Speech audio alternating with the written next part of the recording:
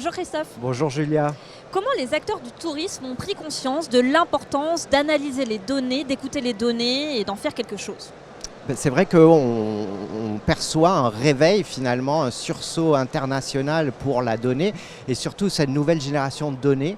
C'est-à-dire qu'on ne voit plus maintenant la donnée comme quelque chose de statique, de quelque chose qui est servi froid après quelques mois lorsqu'ils ont été cuisinés en amont.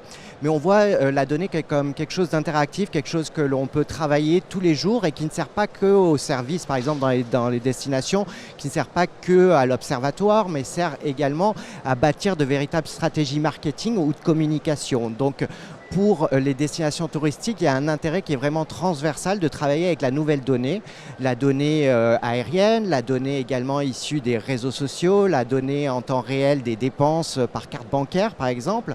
Et c'est vrai que le Covid a accompagné également ce changement-là. Pourquoi ? Parce que le Covid a un peu forcé une tendance que l'on voyait déjà, qui s'amorçait, un changement dans les intérêts des voyageurs. En 2019, par exemple, vous aviez dans les intérêts qui étaient plus mentionnés sur les réseaux sociaux des voyageurs, on avait surtout des intérêts qui étaient traditionnels, la culture, le shopping, la vie nocturne. Ces commentaires-là représentaient 60% des mentions sur les réseaux sociaux. Aujourd'hui, ils ne représentent plus que 52%. Et tous les commentaires qui sont plutôt relatifs à l'expérience, c'est-à-dire la découverte de la nature, le sport, représentent aujourd'hui environ 48% des mentions sur les réseaux sociaux. Donc il y a un véritable changement de comportement des touristes. Alors vous parlez de communication, de marketing, mais c'est aussi un levier d'action, d'écouter les données, d'analyser, d'agir concrètement sur le territoire. Tout à fait, c'est la manière en fait de comprendre parfaitement les voyageurs, savoir qui ils sont, le profil aussi bien en termes de comportement, de préférence, de satisfaction, de perception par exemple de la sécurité sur une destination, perception du climat également, on en a beaucoup parlé cet été, est-ce que le climat peut finalement nuire à la satisfaction de la clientèle et nuire à une destination sur le long terme. Et vous aviez également le levier de la dépense, où vous pouvez avoir toutes ces données-là pratiquement en temps réel et qui permettent pour chaque destination de bâtir un profil type par nationalité, donc pays d'origine et par période de l'année. Donc vraiment c'est un socle qui est là et qui est vivant pour les destinations et elles peuvent puiser dans ces données-là pour pouvoir agir et pouvoir sur le long terme évidemment arriver à atteindre certains objectifs, mais également sur le court et moyen terme, quelques petits objectifs en termes par exemple d'ouverture de nouvelles liaisons aériennes, etc. Pouvoir travailler avec ces datas-là. Vous travaillez désormais avec des compagnies aériennes, des hôtels, des parcs d'attractions. Concrètement, qu'est-ce que vous allez faire pour analyser les données avec ce genre d'acteurs ? Alors ce genre d'acteurs ont également, si je peux me permettre, changé leur vision de la data. C'est-à-dire que l'hôtellerie, les groupes hôteliers se sont rendus compte finalement que bien qu'ils disposent de beaucoup de data en interne, de revenus, de RevPAR, etc. Enfin, beaucoup de data en interne.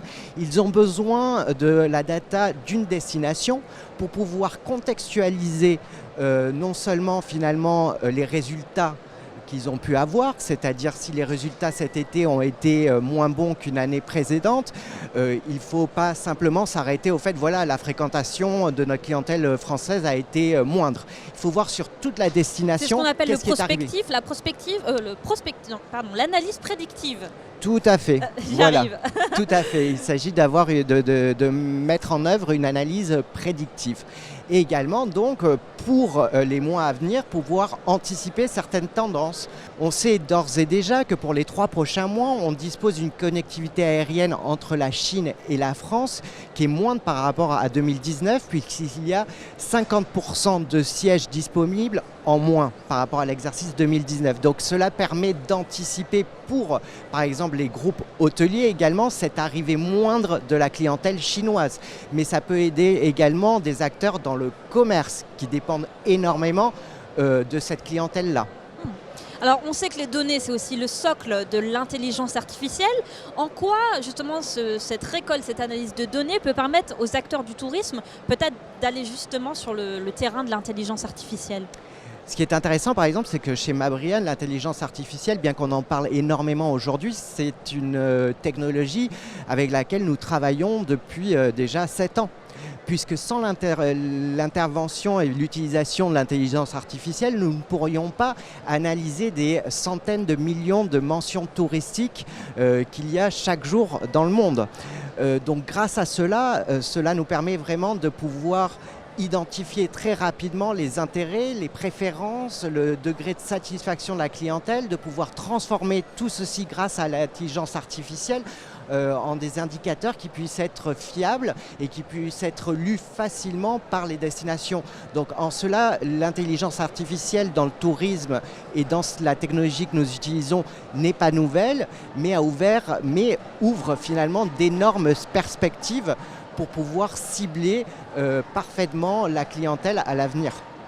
Merci beaucoup. Merci Julia.